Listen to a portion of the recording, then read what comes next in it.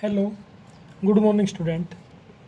आज जो हमारा टॉपिक है वो क्या है, व्हाट इज़ गवर्नमेंट। आपका फर्स्ट चैप्टर हो चुका था, सेकंड चैप्टर आपका सिलेबस से कट है, जिसमें आपका बताया गया है, देखो एक मिनट, जिसमें आपका विविधता और भेदभाव के बारे में बताया गया है, डाइवर्सिटी एंड डिस्क्रिमिनेशन। और तीसरा लेसन आपका व्हाट इज़ गवर्नमेंट, यानी कि सरकार क्या है।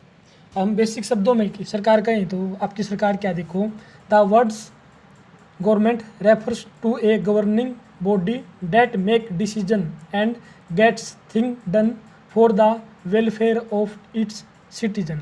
यानी कि कहने का अर्थ क्या है, सरकार एक शासी निकाय का एक ऐसा समूह है जो निर्णय लेता है और अपने नागरिकों के कल्याण के लिए कार्य करता है। उसे किसका नाम दिया गया है, सरकार का नाम दिया गया है। हमने कई बार सुना है भी सरकार शब्द के बारे में, ये है एक्चुअल में होता क्या है। हम इस लेसन में इसके बारे में पढ़ेंगे भी सरकार किस प्रकार से क्या भूमिका निभाती है और किस तरह से कोई सरकार का हमारे जीवन के ऊपर क्या प्रभाव पड़ता है, और सरकारें किस तरह से काम करती हैं और किस तरह से फैसले लेती हैं, और सरकार के कितने स्तर हैं, कितने लेवल हैं। या आपको बताया गया है डेमोक्रेसी और मोनार्की सिस्टम, यानी कि लोकतंत्र के अंदर क्या है सरकारें कैसे, और राजतंत्र के अंदर क्या है। लोकतंत्र के अंदर क्या है, सरकारें लोगों के द्वारा चुनी जाती हैं, लोग मतदान करते हैं।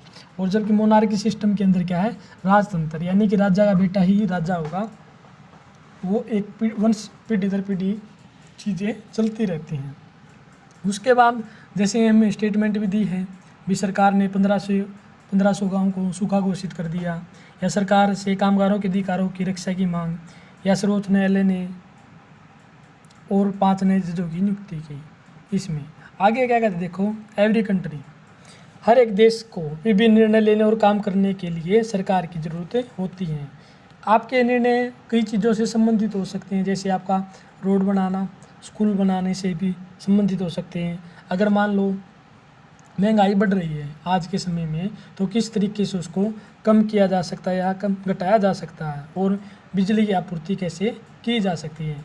और कुछ आपके उदाहरण दिए गए हैं, जैसे इसमें क्या कहता है, सरकार गरीबों की मदद के लिए विभिन्न प्रकार के कार्यक्रम चलाती है, और उनके अलावा और भी महत्वपूर्ण काम भी करती है, जैसे डाक और रेल सेवाएं चलाना।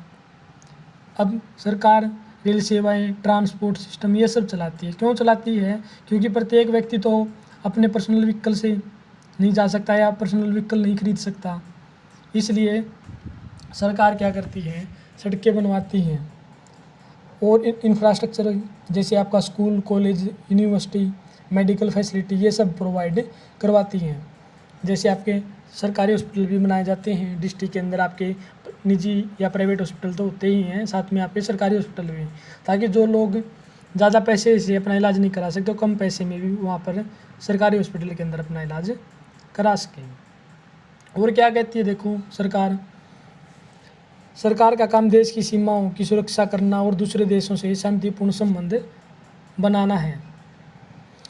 उसकी जिम्मेदारी यह भी सुनिश्चित है कि देश के सभी नागरिकों के पास पर्याप्त भोजन और स्वच्छ पानी हो और अच्छी स्वास्थ्य सुविधाएं हों। मान लो जब कोई प्राकृतिक विपदा आती है या कोई डिजास्टर, कोई नेचुरल डिजास्टर की घटना घटती है, जैसे सुनामी आ जाना, भूकंप आ जाना, तो सरकार मुख्य रूप से जो पीड़ित लोग हैं उनके लिए भी सहायता प्रोवाइड करवाती है। जैसे पीछे केरल की भी अंदर आई थी, वहाँ भी सरकार ने सहायता प्रोवाइड कराई थी। या 2001 के अंदर भुज में गुजरात के अंदर भूकंप आया था, वहाँ भी सरकार ने लोगों की मदद की थी। अगर कोई पर विवाद होता है, मान लो कोई पर डिस्प्यूट है, कोई लड़ाई है, तो कोई अपराध करता है या लोग न्यायालय जा सकते हैं, और न्यायालय भी सरकार का ही आपका अंग है, उसी का एक पार्ट है। मान लो हमारा किसी बात को लेकर कोई झगड़ा हो गया, तो हम जिला स्तर पर अदालत में उसकी शिकायत कर सकते हैं, उसके खिलाफ केस कर सकते हैं। अगर हमें वहाँ अच्छा न्याय नहीं मिलता, तो हम उसके बाद हाई कोर्ट या उच्च न्यायालय के अंदर हम अपनी अपील कर सकते हैं। अगर हम भी उसके फैसले से कुछ नहीं, तो हम सुप्रीम कोर्ट या उच्चतम न्यायालय के अंदर भी जाकर हम केस कर सकते हैं। आगे क्या कहता है, देखो, शायद आपको अचरज होगा कि सरकार इतना सब कार्य कैसे करती है, और इन सब के लिए आपके मनी कहाँ से आती है, पैसा कहाँ से आता है, और सरकार के लिए इन कामों को करना क्यों ज़रूरी है। जब लोग इकट्ठे रहते हैं और काम करते हैं तो कुछ हद तक एक व्यवस्था की ज़रूरत होती है जिसे आवश्यक निर्णय लिए जा सकें। कुछ नियमों की ज़रूरत होती है जो सब पर लागू हों। उदाहरण के लिए जैसे फॉर एग्जांपल क्या कह रहा है ये, संसाधनों के नियंत्रण और देश की सीमा को सुरक्षा की जरूरत होती है ताकि लोग सुरक्षित महसूस कर सकें। लोगों के लिए सरकार कई तरह के कार्य करती है, वह नियम बनाती है कि निर्णय लेती है और अपनी सीमा में रहने वाले लोगों पर उन्हें लागू करती है। यानी कि जो हमारे कानून बनाए गए हैं, जैसे आपका आर्टिकल 15 के अनुसार सभी को समानता का अधिकार है, ये सब किसके लिए बनाए गए हैं, ये सब आम लोगों के लिए बनाए गए और ये सब के लिए एक जैसे हैं, चाहे वो अमीर हो चाहे गरीब हो, कानून की नज़र में सब व्यक्ति क्या है, एक समान है। जैसे आपको और एग्जांपल दिए गए हैं, आपको जो सुप्रीम कोर्ट दिखाया गया है और आपका भारत पेट्रोलियम और भारतीय रेल, ये भी आपके सरकार के कुछ अंग हैं या सरकार के कुछ उदाहरण हैं। उसके बाद क्या कहता है, देखो लेवल ऑफ गवर्नमेंट, भी सरकार के स्तर क्या है, किस प्रकार से सरकार कार्य करती है। आपका पहले क्या है, स्थानीय स्तर पर, लोकल लेवल पर, फिर आपका स्टेट लेवल पर, और तीसरा क्या आपका नेशनल लेवल पर। स्थानीय स्तर पर आपका जैसे हम कह सकते हैं कि स्थानीय स्तर पर आपका गांव, शहर, मोहल्ला इससे संबंधित है। जैसे एक डिस्ट्रिक्ट के अंदर, एक ज़िले के अंदर जो आपका डिस्ट्रिक्ट कलेक्टर होता है वो उसको संभालता है, उसके कार्यों को। और राज्य का मतलब क्या, स्टेट लेवल पर आपका क्या दिया गया, देखो स्टेट लेवल के ऊपर आपका जैसे हमारा राज्य हो गया हरियाणा या असम सरकार हो गई, हम जो मुख्यमंत्री है वो उसको संभाल रहा है। और नेशनल लेवल, राष्ट्रीय स्तर का संबंध क्या है, देश के ऊपर राष्ट्रीय स्तर की सरकार का संबंध पूरे देश से होता है। इस किताब में हम आगे चलकर पढ़ेंगे स्थानीय सरकार कैसे काम करती है, और आगे की कक्षाओं में राज्य और राष्ट्रीय स्तर पर सरकारों के कामों के बारे में वहाँ पर हम जानेंगे।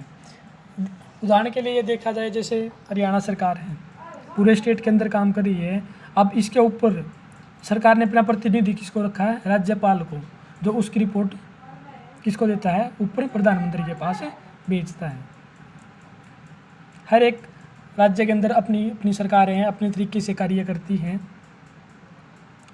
केंद्र शासित प्रदेशों में भी ऐसा ही है। और इसे आगे का पार्ट हम नेक्स्ट वीडियो में पढ़ेंगे।